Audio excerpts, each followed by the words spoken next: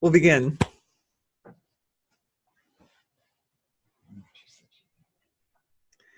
Thank you to the source of creation for being everything, this live webinar, all the participants in lifetime, and all those who will watch in the future. Thank you to the ancestors for their participation in the manifestation of the physiology and giving us each a point of perspective on the whole creation and the creative process.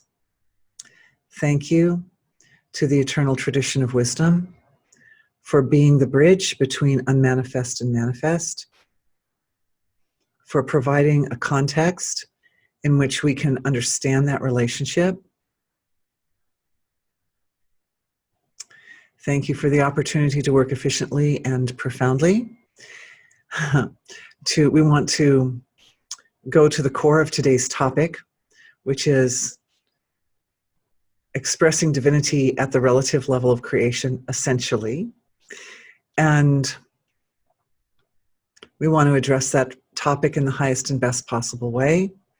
We want to work in such a way that everyone's experience ties in with the healing process, all the healings that take place in today's session, so that each one of us becomes more efficient and more capable in the field of energy healing in general. It's my desire that everybody becomes great healers. We all become great, great healers in our own right. Thank you all for being with me. All right. So, review of what is energy healing, then review of yesterday, and then into today's session. What is energy healing? Energy healing, in a nutshell, is using consciousness, using our consciousness. That means our awareness, our perception, even intention, using that in such a way as to create profound and evolutionary transformation in the field of consciousness itself, so that this process takes place in such a way that we're able to, in a self-referral manner, fold our awareness into the physiology or into any area of our life that requires support, and do so in such a way as to produce the most beneficial, optimal effect. So to me, it's beautiful because it doesn't require a lot of extra gadgets or extra anything. We're just using what we have. Doesn't require equipment or gadgets or anything that actually requires a lot of output of expense even. Everybody has attention. That's free. And everybody can focus their attention. That's free. And all I'm providing is a roadmap. Part of what I'm providing is a roadmap so that we know where to focus our attention and how to get from a symptom of something's not right to the spot, the seed, or the core of that not right situation. And then there are some tools on the level of consciousness, but those are also free. And so how do we engage our consciousness in such a way as to promote the most evolutionary effect with that seed of imbalance? So I provide a roadmap. And the other thing that I'm doing is I'm using inference and intuition and the roadmap and any tools of consciousness that I have and refined perception that I have in my disposal to get in and describe as concisely as I can what's happening. But I'm not making that thing happen. I'm just describing what's happening. I'd say the source of creation is the doer.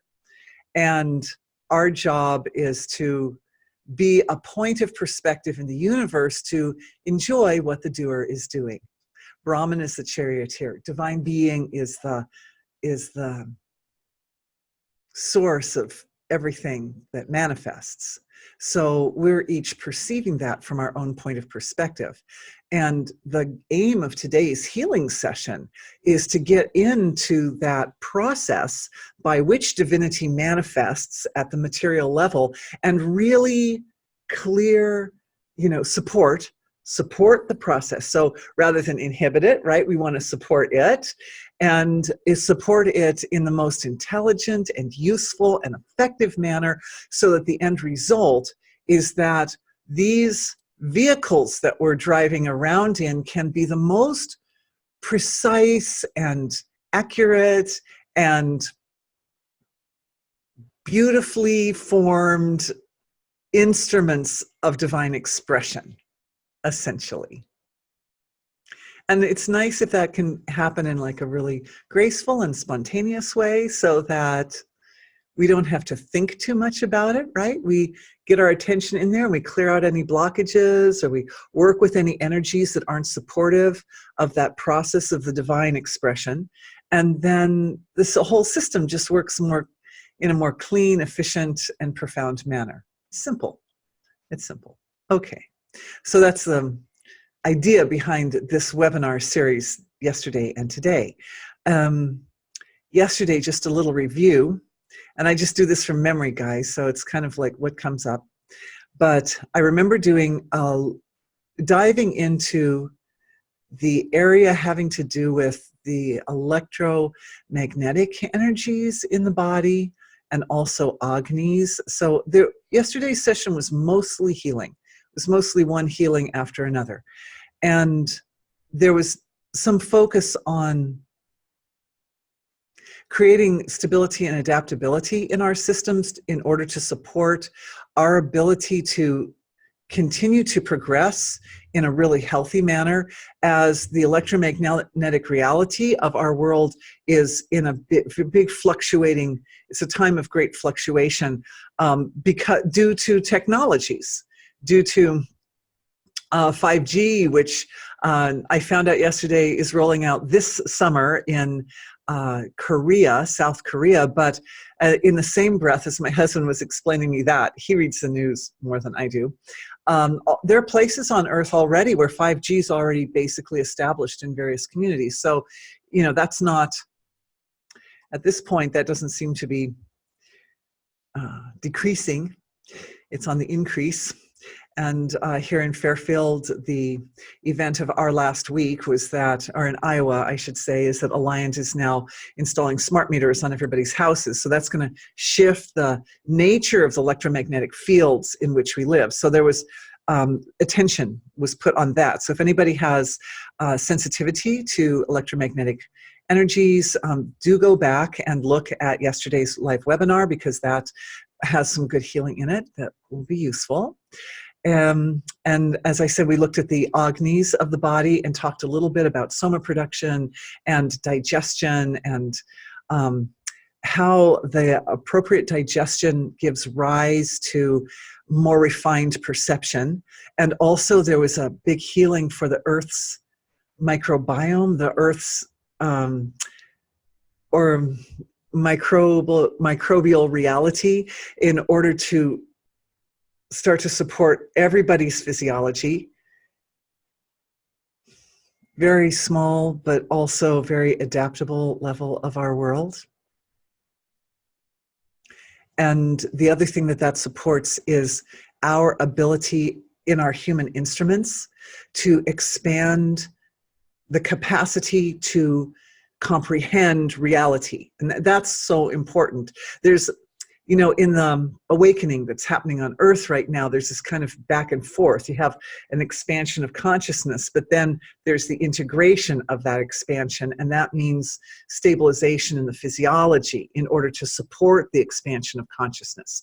And then when the body's more stable, then more expansion of consciousness. And so the awakening process takes place on these steps of the expansion and the integration, the expansion and the integration, like that. So the energy healing is useful because it comes into play on the integration side of that picture. It supports the necessary changes in the physiology to allow divinity, essentially, which is expanding. Everything in the universe is expanding, right?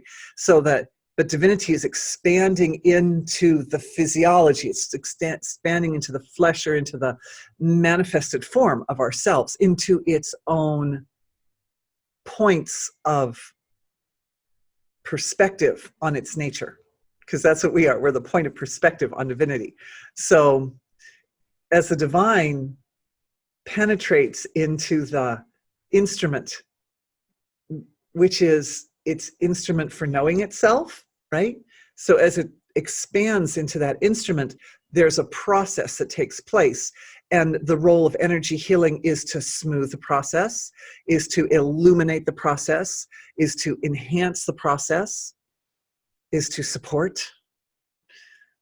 And what we do as being is we also fold all that work back into divinity in order, as a kind of an act of reverence or appreciation for and recognition of the process which is taking place.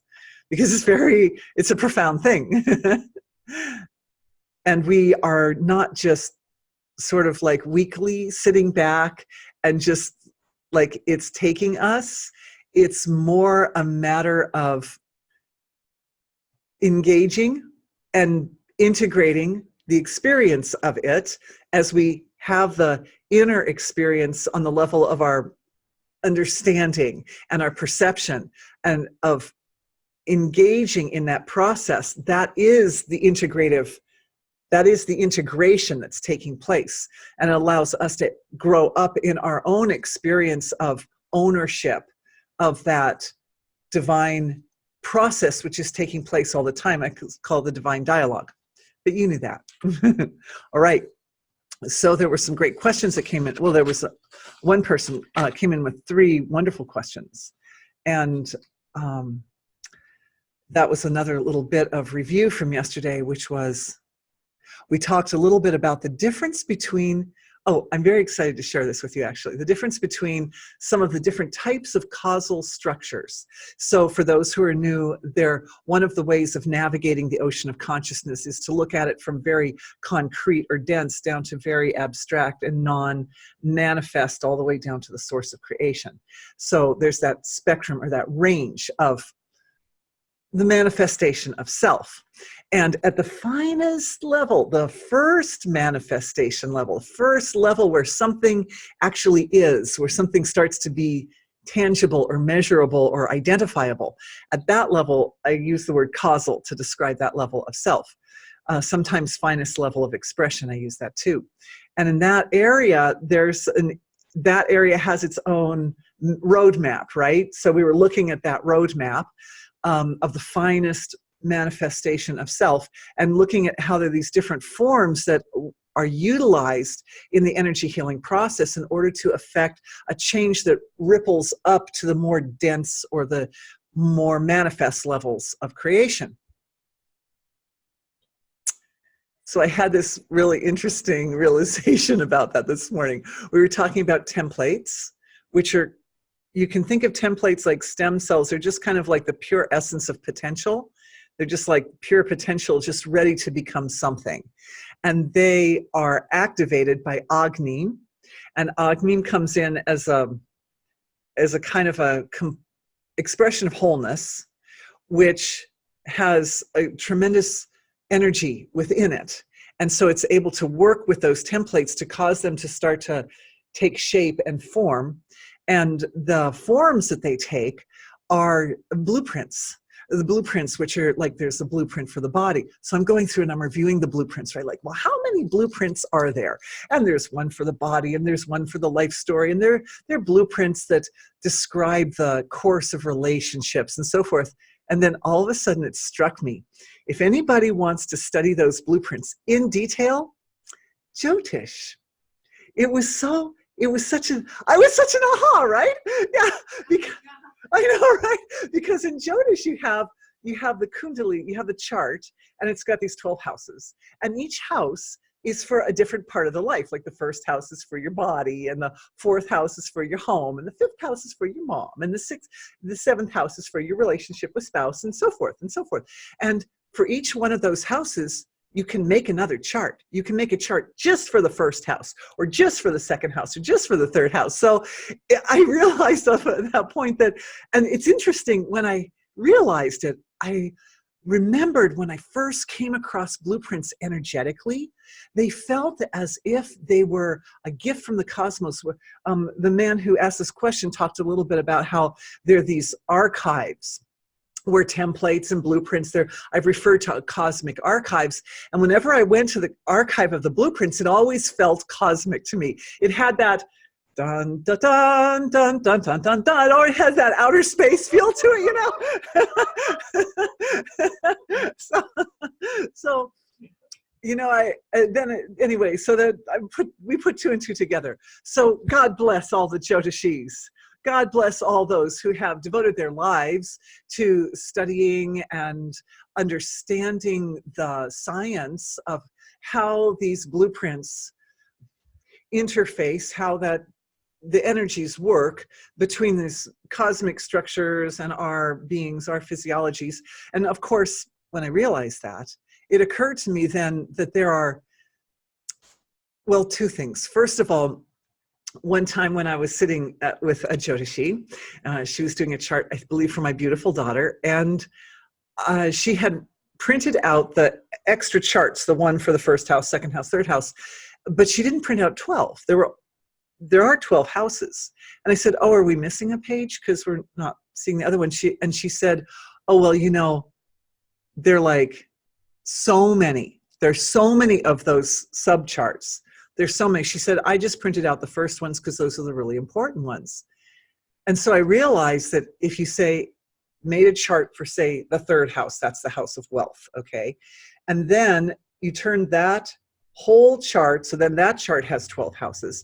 Then you can go into that chart and you can make another chart for the third house of that second chart, right? I mean, of that secondary chart. So it can go infinitely. You can make infinite charts. You can make infinite charts, which means there are infinite blueprints. And it also means that wherever you are in the universe, like if you're on Earth, all the blueprints are going to come out in a certain way because of our perspective on the universe from our points of perspective, right? So, but if you're on another planet, then you're going to get completely different types of blueprints coming out. Anyway, it's very interesting. And again, thank you to the Jyotishis. So grateful, so grateful. So yeah, those are the blueprints.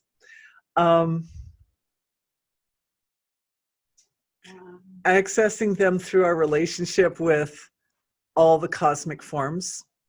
So that's how you access the blueprints. Awareness.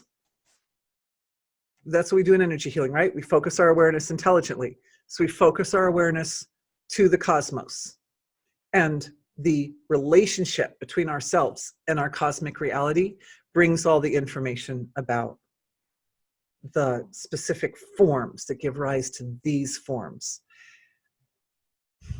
Okay, I have to mention one more thing. This is kind of a review because you know me, I don't stop working at night. I go through the night too. So deep in the night, I think maybe 2 or 3 in the morning, a huge owl. I have this, it's unfortunate, but my bed is like, the head of my bed is right by a window. So I don't really have a wall by my head when I'm sleeping. I have like a window. And so there can be a certain amount of give and take with the larger environment. And I hope to change that at some point, but we'll see.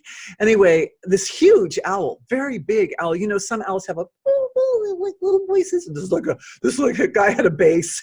He was a bass singer there, and he was outside my window, and he was like talking. And sometimes when an owl talks, they get like hoo hoo. You just get like a hoo hoo sound. Not this guy. He was making all kinds of interesting, strange, like complex combinations of sounds. And he woke me up, like it was like a full into waking consciousness. Oh, wow. Yeah, one of our panelists also woke up at the same time.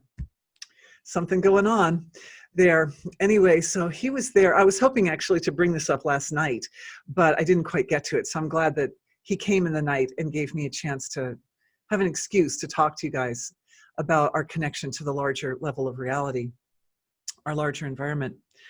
But once I hit waking consciousness, he spoke twice. And both expressions were, you know, very complex, long and complex. Oh, here's another person. She says she's seeing owls everywhere too. So, okay, so owls, are you could say they're like the lamp at the doorway between this world and that world. This world of living in human physical forms to the world where people don't live in their human physical forms. So they stand at the doorway. So it's really common. My dear friend Robin Lim, for those of you who know Robin, she's sort of famous-ish person, but she's also a beautiful person. And she says she almost always sees an owl when she goes to a birth. She's a midwife, almost always. So owls represent that junction point of birth and death.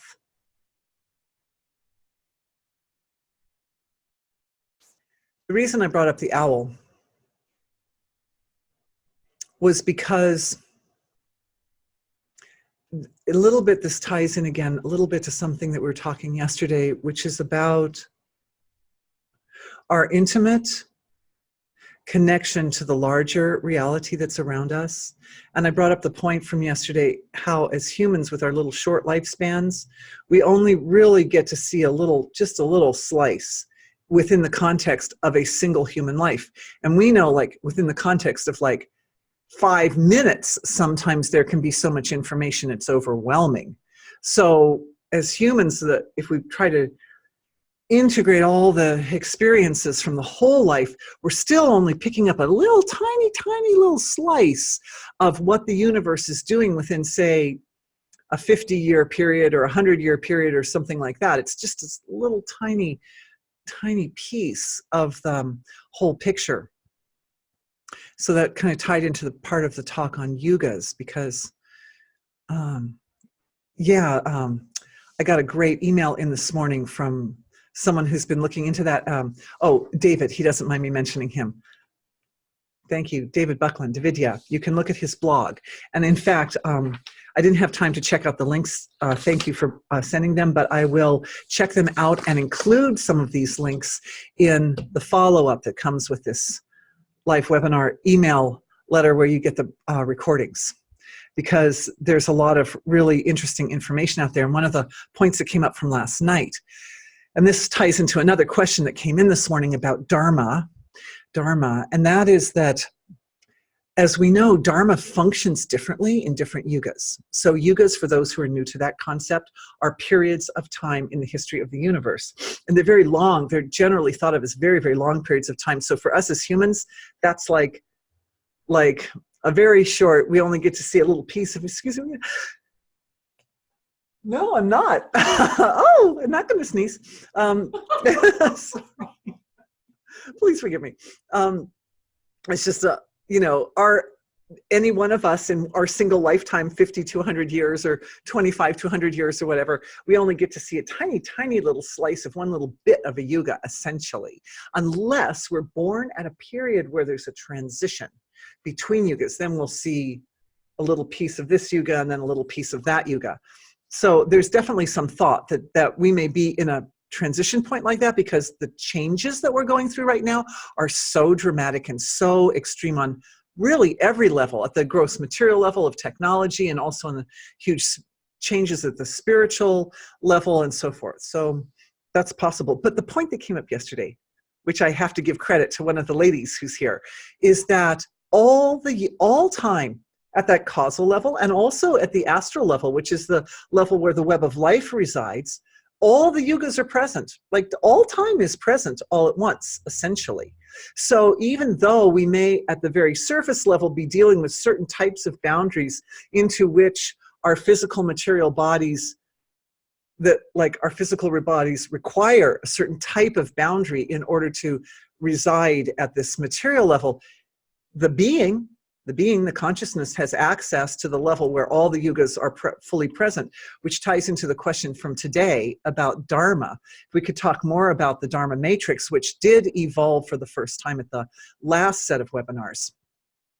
And one of the things I've noticed about working with Dharma, and I consider now Dharma to be one of the great tools of energy healing. For those who are new to that, Dharma is the sustainer of the universe. Dharma is that energy which upholds evolution, and it has 4 parts. and I use my English words for that just because that's what people are used to. Truth, purity, the non-attachment, we could say, non-attachment, and compassion or mercy.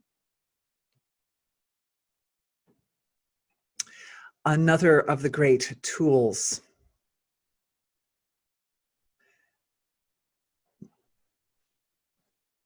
There was another one, but anyway, it's not coming to me because something else is coming that wants to emerge right now. And that is a discovery that was made in our family just in the last week. Now, we know from Vedic science that Dharma is looked upon as in its animate form, and that also ties into another question from today, so we'll come back to that. But Dharma in its animate form is seen as a bull, a big male cow with 4 legs, and the 4 legs are the 4 aspects of Dharma that I just described. So, interesting point came up. Some research my son was doing into American Indian legends, because he learned when he became a meditation teacher a couple months ago that the laws of nature of any country give rise to the culture in that country. Well, being Americans, we have what, a few hundred years, 400 years maybe, 500, for about 400 years we've lived in this country. That's not very long to evolve a really rich culture, not like the Europeans who are with us today, or the people who are with us from other countries as well. I think we've got people from the Middle East, like there's an ancient culture there in the Middle East, and in Africa, just beautiful. So rich cultural value. So he looked into American Indian legends, and guess what? In the American Indian legends, there's this legend of a bull. It's actually, in America, it's called a bison, but the bison is the American bull, cow, essentially. And its job is to hold back the waters of chaos from overtaking our world. Oh, and guess what? In the American Indian legend, the bull has 4 legs, and each time the world goes through a time cycle, one of the legs breaks, according to the American Indian tradition. And when the cycles, once the people have gone through all the cycles and the legs of the bull are broken, then he can no longer hold back the waters of chaos, and the waters of chaos come over and flood the land and reset everything. So it's interesting, isn't it, that we have these 2 different ancient cultures on 2 different parts, 2 different sides of the world, and yet they have essentially the same traditional story behind them. So what that tells us, we can use inference. Oh, there's a tool. Okay, so we've got Dharma. We've also got inference. Inference is a useful tool. We can infer from that, and that means using logic, essentially, that there is a universal source of information which is accessible to people, to anybody who has the expansion of consciousness and refinement of perception to get into that source of information. And when we get to that source of information, if we're coming to it from a state of, I would say, innocence, that innocent level of just pure perception, if we're looking from pure perception, what happens is the truth comes forward in its own way, and the truth has a pattern. It has a form. And it's the same. If you're an American Indian living 2,000 years ago, or you're an Eastern Indian living in India 2,000 years ago, it's essentially the same story. Even though they weren't talking to each other, they weren't texting each other, just through the web of life, right? So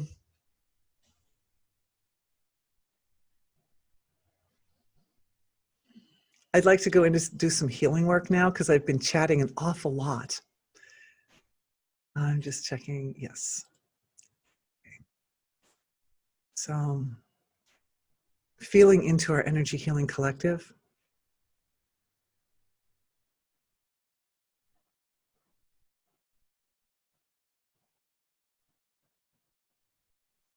This is very interesting. Usually when I feel into our energy healing collective, I feel us as a very nice, one of the things that happens is there'll be a nice integration of our wholeness, of our collective. But what's happening today is I'm kind of seeing our group self-organizing according to these 4 areas of Dharma. So that as a group, we have smaller groups within our bigger group who can hold the different phases or aspects of Dharma, the tools of Dharma. One very wise man who's in my healing webinars said to me that whenever he's having a real problem, he finds that the best, most useful tools to fall back on are looking at the problem with as much knowledge and truth, wisdom, truth, that's one of the legs of Dharma, as possible, and then letting go of anything he can let go of. Anything that's superfluous or unnecessary or so, and that's the leg of non-attachment.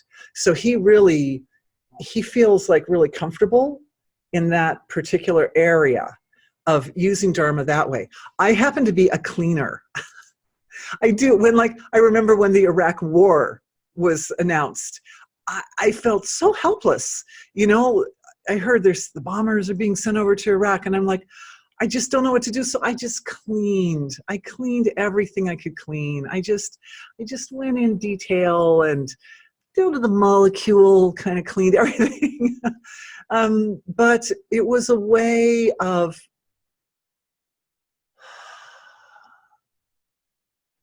supporting. It was a way of supporting energetically. Thank you that war is no longer.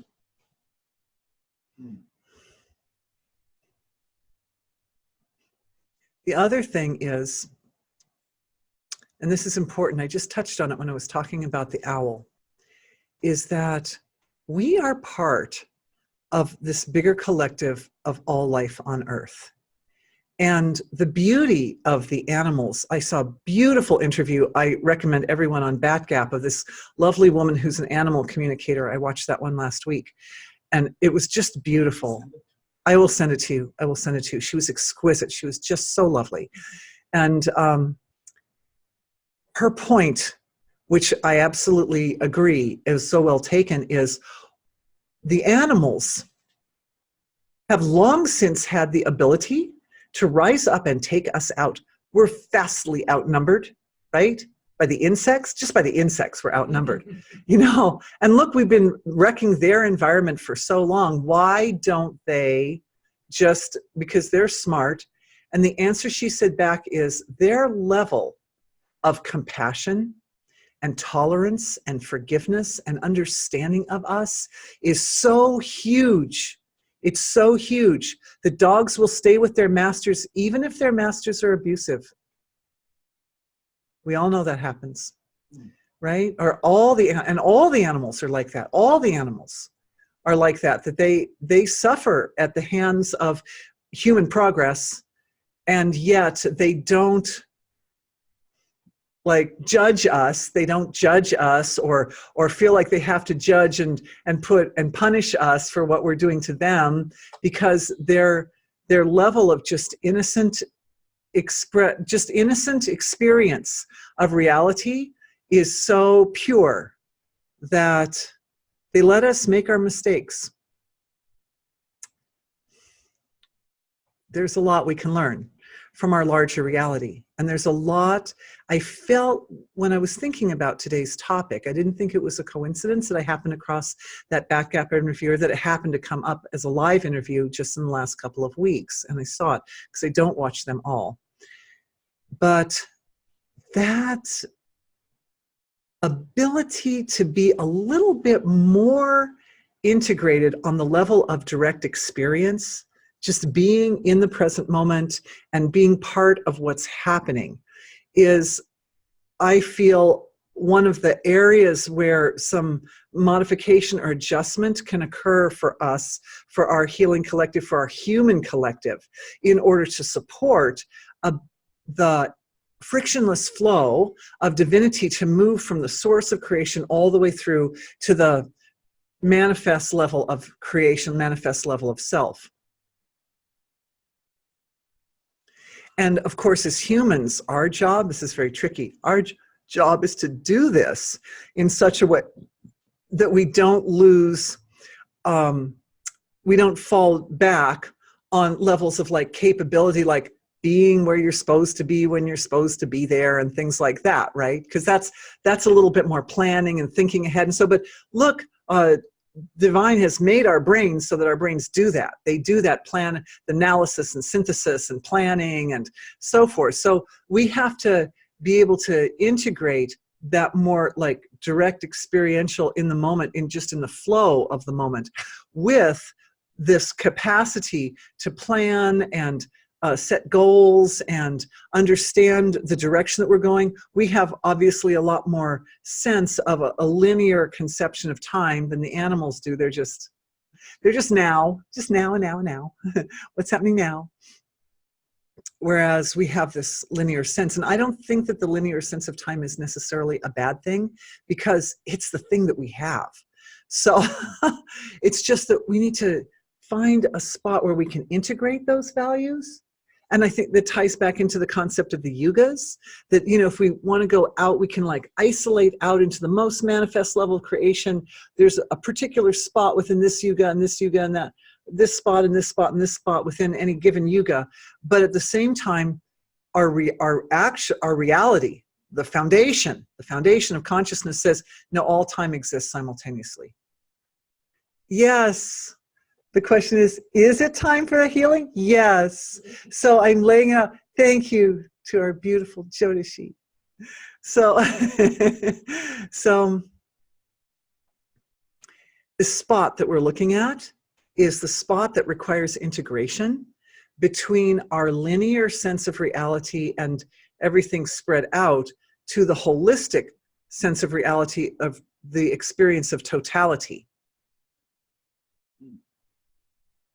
That's the point that's coming together. So I'm just looking at that, and it's just reminding me a little bit of my background, because we've got opposite color, complementary colors going on back there. But we're looking, these are the really interesting areas, right? Where the colors are kind of forming together, or the areas here where you get the blue and the yellow together. So essentially, and again, like yesterday, what I'm seeing is different people have blocks in different areas. But just going into this one point of how we can bring together both realms of experience, the realm of totality experienced as one simultaneous wholeness, with the specifics at the gross material level.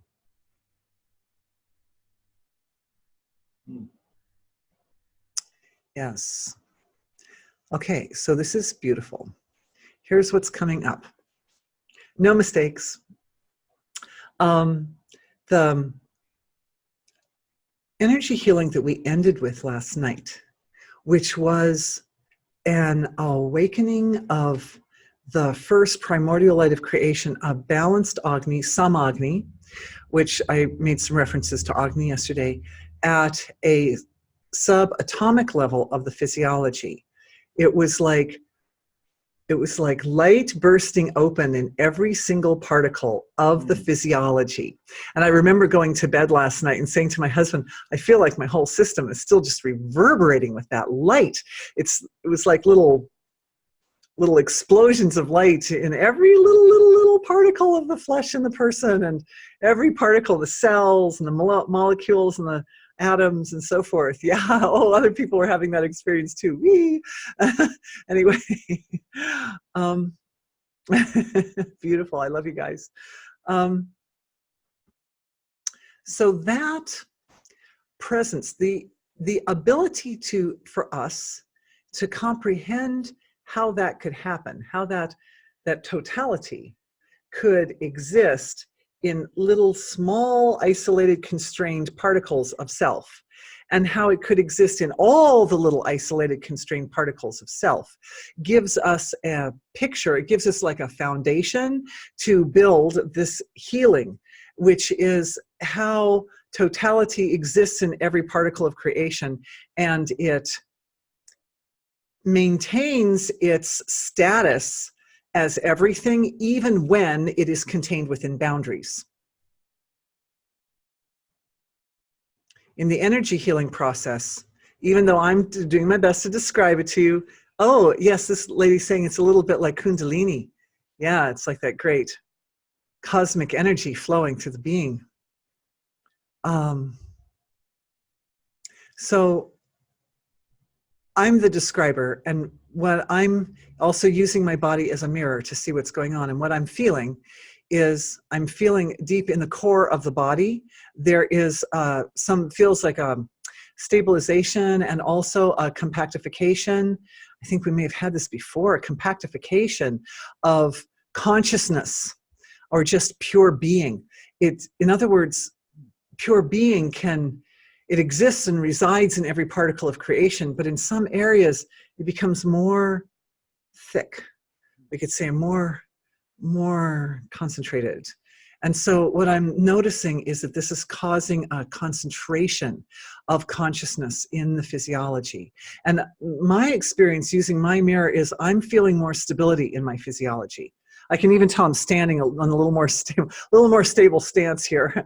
As I'm saying that, I can feel the body's adapting or modifying to maintain that stability. But at the same time, there's also the element of the Agni, that lively, transformative energy that gives rise to manifestation is also here. And I'm seeing that within the context of the body elemental, we did a lot of healing and work for the body elemental last night too, is that Agni is balancing again. And it's like a recheck, because I think there was some balancing of Agni in the body elemental last night as well, if I recall.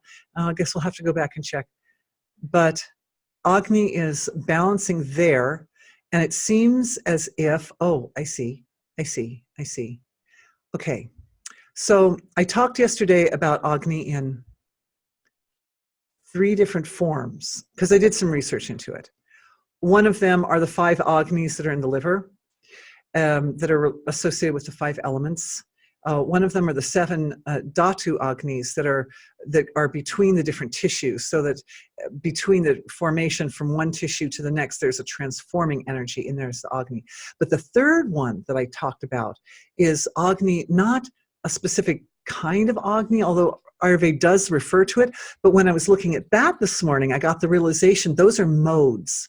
You can get those 4 modes called Jatra Agni, I'm pretty sure. But anyway, I wrote a blog about it. New blog on Dharma, by the way, for everyone, new blog on Agni. Although the new blog on Agni isn't on the knowledge base yet, but we're hoping this week it'll get up. Anyway, but you can find it in my blogs thing. But the Jatra Agni are modes of Agni. So you can have Agni in a mode of being completely balanced. You can have Agni in a mode of being weak. That gives rise to excess kapha in the physiology. You can have Agni too strong, which gives rise to pitta physiology, and Agni irregular, sometimes too weak, sometimes too strong, gives rise to vata in the imbalance or vata physiology. So the Agni in the body elemental, the blueprint for Samagni, the balanced Agni, the balanced blissful Agni that maintains the being in its most, and the body elemental saying, no, I already know this. I'm well aware, like I created this. I'm full on it. Okay, so then where does this Agni go? So how is it then the body elemental, I'm saying back to the body element, and this is everybody's body elemental.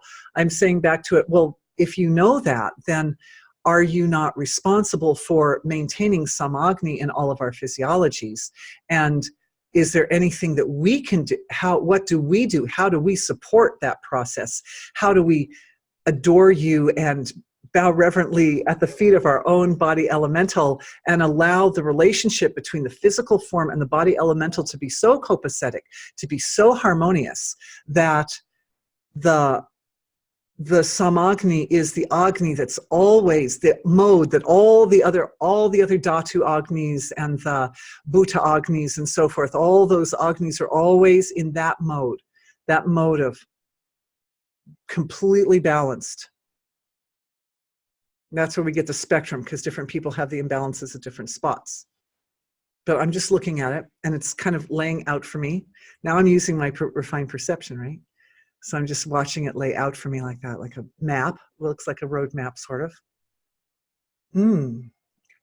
Ties into the astral level of the physiology. The astral level of physiology, as we know, is that layer. It's also a collective layer of self, but it's the layer where consciousness forms in threads. Threads or beams or channels. And what happens with those threads of consciousness is they can be like highways, they can be like rivers, and the Samagni. So I'm feeling the Samagni, the balanced Agni. Resonance, there's a resonance associated with it. Sama, it's spelled Sama, S-A-M-A, just like Samaved.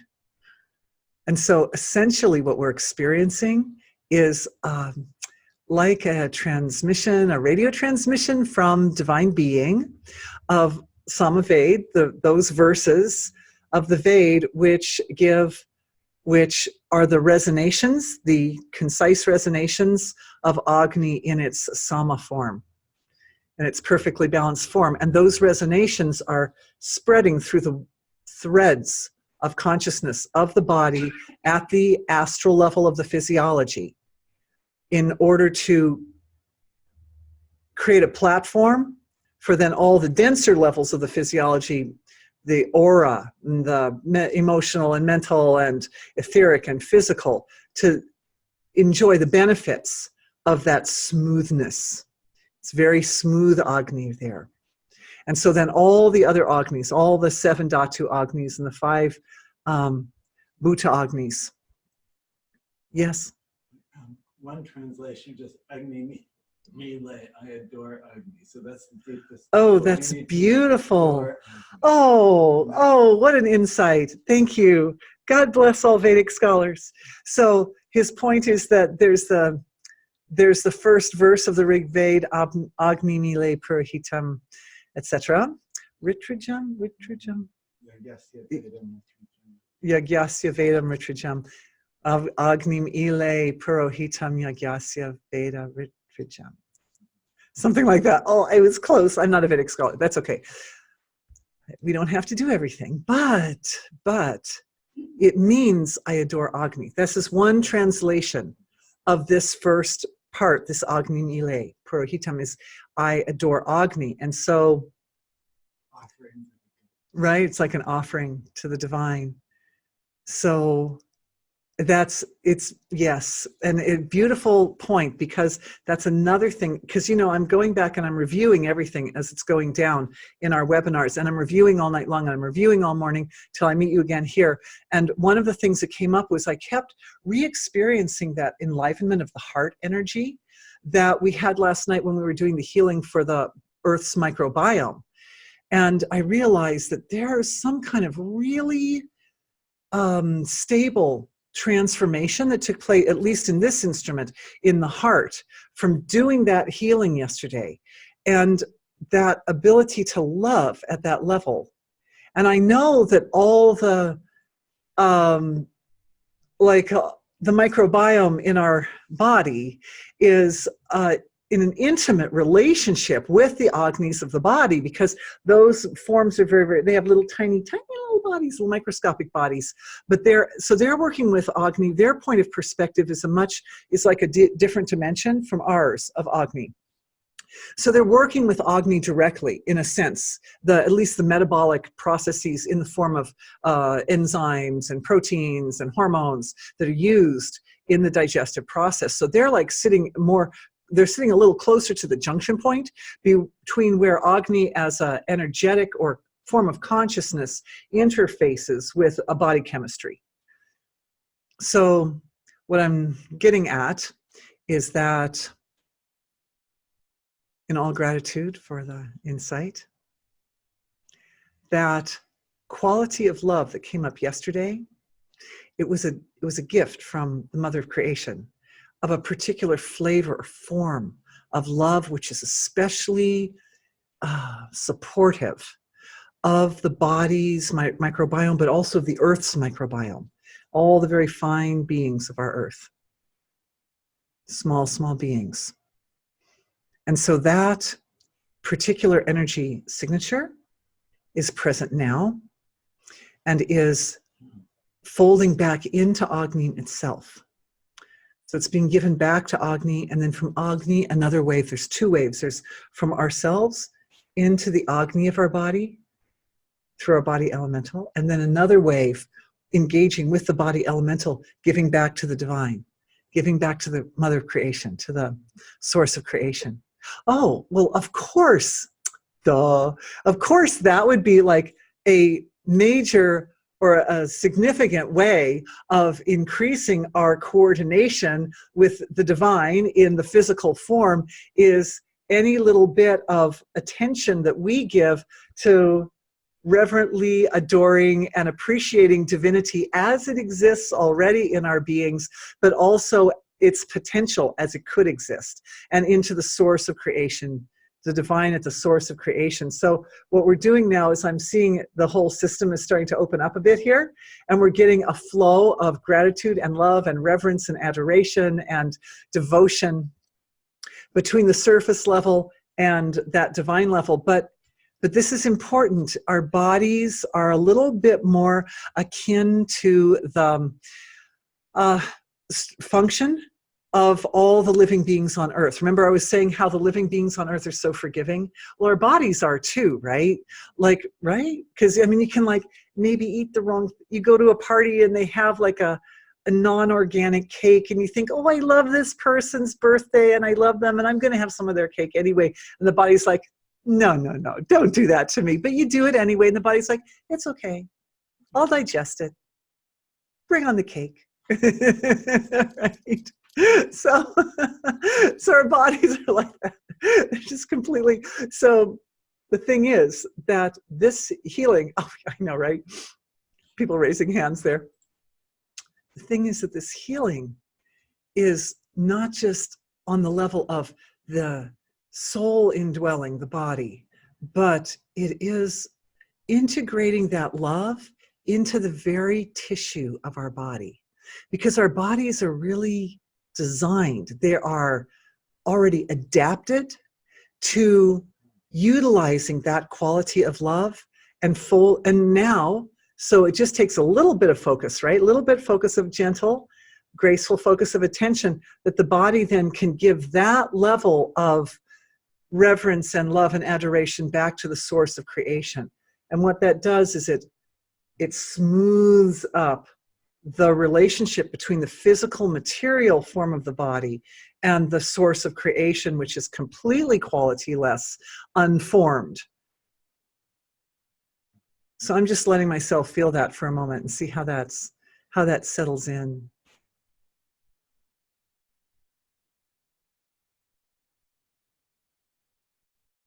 The answer that's coming back when I go into the silence is, yeah, we could do this all day, but it doesn't.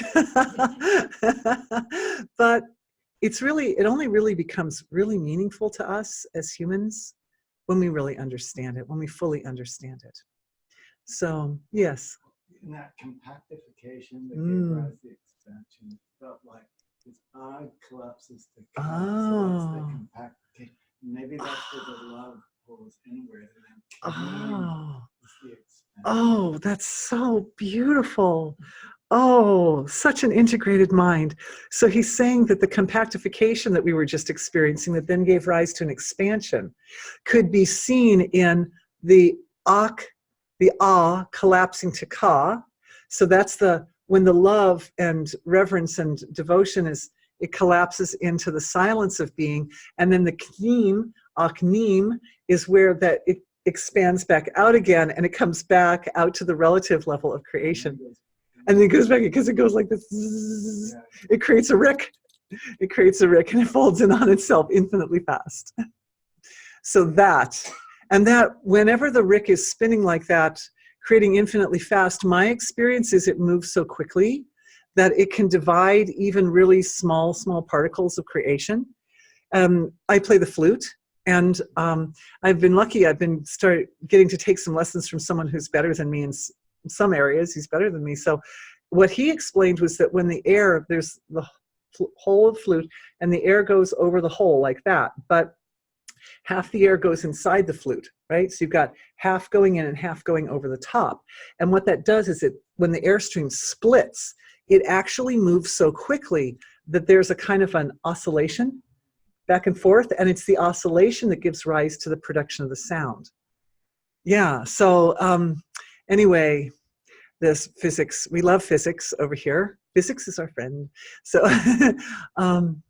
that as that rick spins, it gives rise to sound. It gives rise to the first sound vibrations. And the sound vibrations are, eventually they string together into verses and phrases and chapters and so forth, and you get the Veda. But the Veda is born of this folding of consciousness into its own nature and then flipping back around on itself. And so that's what we're doing. That's literally what energy healing is. That's what energy healing is. Woo, feeling the heat. Lori's got the heat feeling right there. Oh, no name, sorry. My bad. Okay. There are a lot of people in the world named Lori. It's okay, your identity is safe. Anyway, it's okay. Thanks for forgiving me. When you forgave me, the forgiveness, I could feel it causing this healing to move into the, I'm also feeling into the ancestral field. So it's rising now into the material level of our physiologies and into the DNA of the physiologies and supporting the ancestral field to start to give, to start to integrate this process. So not just in our physiologies, but into the physiologies that gave rise to our physiologies. That is so important. We love them. We love them, what they did for us in a moment of heat. They gave rise to our bodies. Deepest gratitude and deepest moment of vulnerability and tenderness on their part. You know, very, you know, sometimes we think of vulnerability as a liability, but really it's also that one moment when the individual is open enough to fully, like full disclosure, you know, to fully understand the reality and the nature of the relationship with the divine. I remember when I was giving birth to my babies, I felt so close to Divine Mother at those times.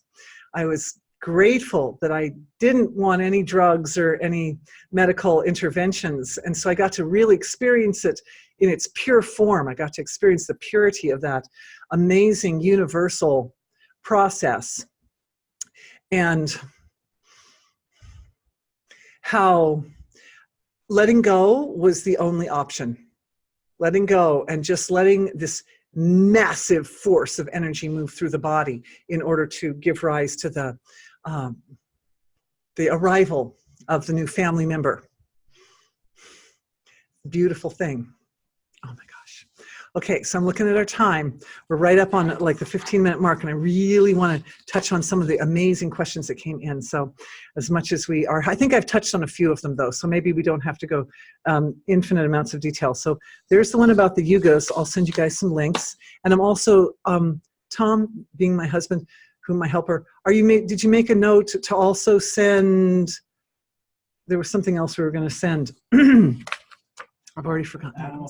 Ah, yes, thank you. The Bat Gap interview of Anna. Anna, I think her name is. Lovely lady, the animal communicator. If you could just make a note, we'll put that link in for everybody. Okay, so there was one more question from last night.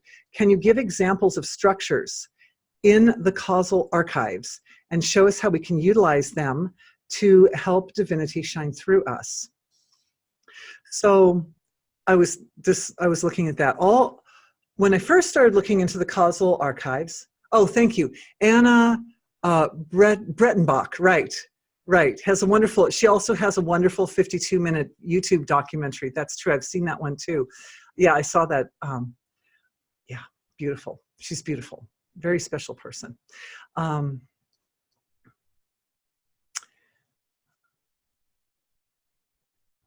When I first started looking, what I noticed is that all the forms in the causal level of creation are, can be identified from the angle of being an energy signature of some type, or of being a particular type of frequency or vibration, or of being a kind of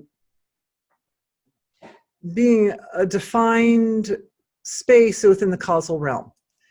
And so we have these three ways of looking at causal structures. Any causal structure can be viewed from any of those three angles, actually, as far as I can tell.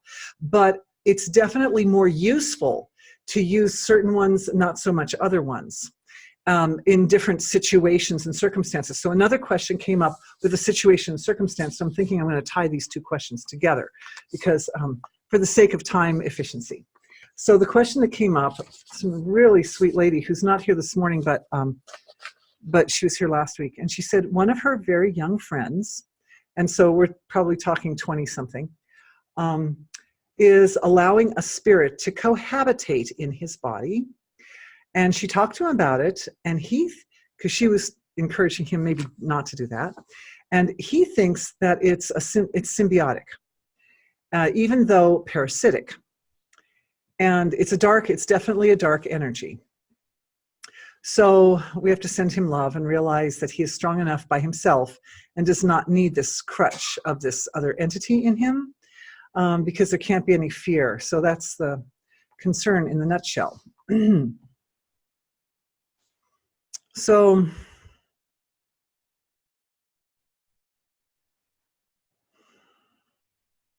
we're essentially interacting with not just other people and animals and everything on our material level that has a physical form, but we're also interacting with being at a fine level all the time. And when we get down to the level of the being, there's only one being. So any interaction is just a self-interaction. So we could say with this young man, well, basically that's divinity wanting to play out that particular story through his physiology, through him. And that's fine to say that, but that doesn't necessarily help him make the best, most evolutionary life-supporting decisions, because the fact of the matter is that at a little bit grosser level of manifestation, what's going on with this guy is not that different from somebody who has an addiction, for example. An addiction means forming a relationship with an energy form that expresses itself as a substance. But what keeps the person connected to using the substance is the relationship with the subtler form of that substance. So that's kind of what it reminds me of and what it looks like to me.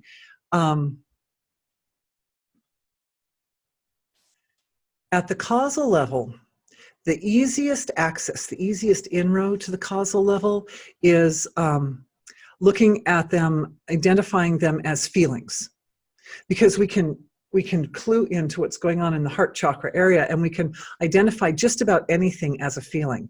And we all have all of us already have a nice navigational scheme for understanding different feelings, right? We all have names in our English and on our other languages. There's a name for anger, and there's a name for fear, and there's a name for love, and there's a name for all the different forms. So we already have a roadmap for dealing with subtle forms as feelings.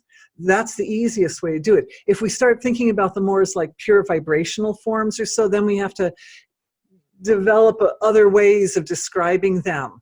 Or even as causal spaces, we have to develop other names. But as feelings, it's really easy. So I encourage everyone to start with that at least. And but the thing about the feelings is they're a little bit like the blueprints. They can become infinitely complex. You know, you can take one and then make a chart of that, and then make a chart of the one that's inside that and one that's inside that one. So that's when we have to start thinking about them more in terms of vibrational structures, when we start getting into the very complex. But when I look at this young man, what I see is that he feels a little bit like a pioneer. He feels like he's going into unknown territory. He's exploring an area where other people are a little bit freaked out to explore or feel like they don't wanna. And he's very deeply dedicated to the spiritual growth and evolution, but it looks like it's being sold to him as a short-term solution. And that is a problem that afflicts a lot of people in our world and in our society. It's afflicted a lot of our ancestors, that when you have a problem to deal with, you have options. You've got the quick and sloppy short-term solution that doesn't really take into consideration everything. And then you've got the much more involved, complicated long-term solution. But the thing is that if we make a habit of following the short-term solution, the end result is the long-term can suffer. However, if we follow the long-term solution, that often will require some little bit of application of the 4 legs of Dharma in the short term, right? Being forgiving with somebody who is mean to you, or giving up something that is you feel like you would like to have, like, non-attachment, or, instead of dropping something in a sloppy way, making sure you take that extra time to tidy things up and so forth. So you can see how the Dharma comes into play here with the long-term solutions. And this is what the animals know. One of the things I got from the Bat Gap interview with Anna was that they work, their mode of orientation is on the level of the wholeness. Like if you look at ants or insects especially, they don't, take vacations. they work. Their joy, their vacation is the joy of functioning as part of that collective and working towards the good of the collective. It's not to say that the work towards the good of collective isn't also work towards the good of oneself. It is.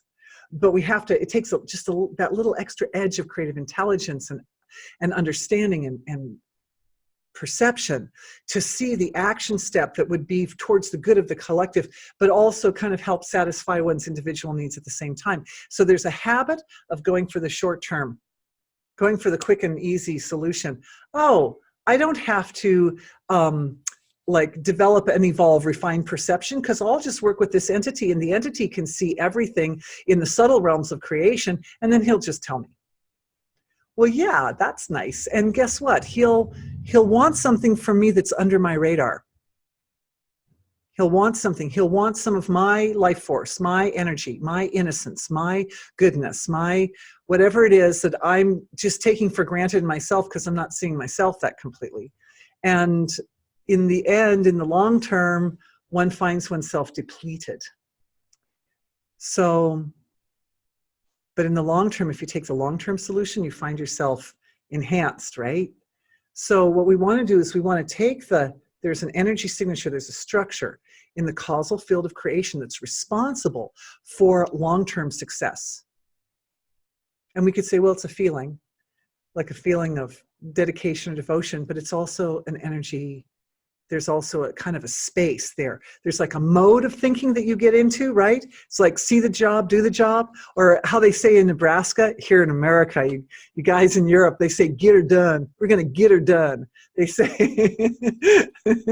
So that's the idea. There's like a mode. It's a mode of functioning. See the job, do the job, stay out of misery. That's another way of saying it. And that mode is ever present in the causal level of creation. And what we do is we just kind of like adapt and click in, right?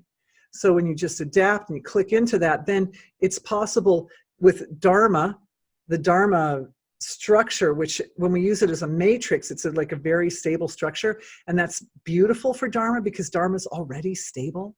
So you get Dharma combined in a matrix form. That means it's stabilized at the astral level of the physiology. So at the causal level, you've got yourself in that get her done mode. See the job, do the job mode. And then at the astral level, you get that Dharma matrix clicking in, which stabilizes the whole process at a collective level. Then with a foundation like that, then what happens is spontaneously, the individual doesn't have to think too hard. Well, let's see, like, how am I going to get her done? Because when you have that stabilized, those two elements, that deeper level of the self foundation built, then what just happens is at that point it sets up a condition whereby the whole environment, because remember the astral level is where the web of life is, right? The whole environment just starts bringing you all the bits and pieces that you need to get her done. And as long as the intention is there to continue on that path, it builds momentum, and before you know it, the job is done. Before you know it, the challenge that you are facing has resolved in the most beautiful, yes, she's saying intention and then let go of the outcome. Yes, absolutely beautiful. That's it. Because once the thing is set up, it's like diving, right? You take the right angle, and then nature, the laws of nature, the law of gravity pulls you into the water. When you set the foundation, then nature will take over the process and just pull you through to the conclusion in the most graceful and beautiful and natural way. It's beautiful, beautiful. So for our young friend, what we're doing is supporting his ability, supporting through the web of life, through the web of creation, that information comes to him as a download. It comes to him as a download. And what I'm seeing, I'm watching him. And what I'm seeing is it's coming to him first in dream and sleep state. And also in dream and sleep state is a little bit, he's very powerful in that state, is a little bit separating, starting to see how he's going to gracefully separate also from this energy that's not supporting his long-term benefit. And here's another thing. This is a great thing that I wanted to talk about yesterday, and then we'll go for some more questions. But I noticed that at night, several times throughout the night cycle, we flip through the different states of consciousness. And as the body starts to come into waking consciousness, and if you have a really, really deep night's sleep, if you sleep deeply, what'll happen is you won't come out to fully awake. You'll just kind of come up sort of towards awake and then dive back in again like that. But even if you come to fully awake, you'll notice, pay attention everybody, you'll notice the body warms up. It heats up. It actually, like a wave, like flushes, a wave of heat will flush through the body at that time. And what I was reading about, this ties into the work we did yesterday on the electromagnetic field of the physiology, that when the body, there's like this new kind of surgery that's been discovered, whereby, like if somebody has a bump in their nose, like I do, let's see, there's a bump in my nose, that if they want to take the bump away, what they do is the doctor, it's like just an in-office it's an in-office thing. You walk in, they put little electrodes in there, little tiny, like acupuncture needle type tiny, and it heats up the cartilage. And when the cartilage gets warm enough, it becomes highly malleable. And then all they do is they put just a little form on top of it. And then when it cools down, it's the form. It takes the form. Amazing, right? Amazing. Modern technology, really cool. Well, guess what? Technology of consciousness, we do that every night. We heat our bodies, heat up, and it's like an electromagnetic flush that runs through the body that warms everything up, and then the body reforms itself. And I know we had some of that going on in today's session too, so God bless everyone for that. Okay, I just want to mention that because I think it's something that I just discovered about. I mean, I knew it was going on for all that time, but then I read the science article, and then I put 2 and 2 together with what happens at night, and that's when I realized that there's more that we can do energy healing wise with that natural phenomenon that's already taking place in our bodies as part of the cycle. Okay, we did that question, we did that question, we did this question. Moving on, another question. Oh, this was a talk about the matrix. Touch again on the matrix and on the nodes of the matrix. Oh, that's really interesting. She wants to know about the nodes of the Dharma matrix. Looks like I'm losing. I keep putting my hair back because it's looking funny there. She said, I mentioned last night that divinity will shine through and on the matrix today. Yes. So we have talked quite a bit about the Dharma matrix, but regarding the nodes, because I did want to share this information with you. And that is, as we know, that of the 4 values of Dharma, and by the way, I have a picture of the Dharma matrix on my knowledge base. Just go look up Dharma and you'll see it there. But on the 4 nodes of the Dharma matrix, depending on what's happening at a cosmic level of creation, that means in the cosmic time of creation, different aspects different aspects of Dharma will be a little bit stronger than others. Truth tends to remain strong always, but I also learned when I was doing some research on Dharma that even in Kali Yuga, where truth, the leg of truth stands strong, that it starts to weaken and falter due to deceit. Due to deceit, that means people who lie. That means people who are trying to make other people think certain things in certain ways. So deceit is a great destroyer of Dharma. And anyway, just putting that out there. I love everybody, but good to know what's what. So in the nodes, what happens is you get different combinations of intensity of the 4 different values of Dharma, in other words. So not all nodes are the same. Not all nodes are identical. I'm trying to move that box and it doesn't want to move nicely for me. I'm trying it from the other side. Nope, okay, it's just gonna stay as it is. So here's another question. I feel right now my life is like I'm rising to become more true self. Oh, nice. Can you and the group help me go forward and decide what is right next step in my life? Okay, so I think I think we kind of covered that. Oh, 2 other people also. They're with you, my dear. This is a beautiful woman from Croatia, a mother with a sweet family and just such a lovely person. So this, I think, is a good way to do it, is to set the finer levels of the self steady in Dharma at the astral level, and then that space of getting the job done in the you can add to the intention at the causal space, the intention of in the highest and best way, right? Looking for long-term benefits for everybody rather than short-term benefits for myself, right? So that's we could say the sun cult for getting that resonation going at the causal level. Long-term benefits for everybody, and then the Dharma matrix settles in and stabilizes at the astral level. And then what happens, my dear, lovely Croatian mama, is that the environment rises up around and actually helps clarify the path before you. It helps you see it. With stability. And I'm saying it in this way because everybody in our webinar, all of us are always at the point where we are now, about to launch into the next point. So we all need that level of stability in order to ensure that our next steps are in the highest and best way, the most aligned with bringing our own physiologies into the full potential of the physiology to align with the divine and to be an expression of the divine. So thank you for being with me today. This has been wonderful. Yeah, hoo-hoo. I look forward to seeing everybody again soon, and we'll continue with the next webinar, and all blessings to everyone. Thank you for every one of you for your contributions. Bye, see you soon.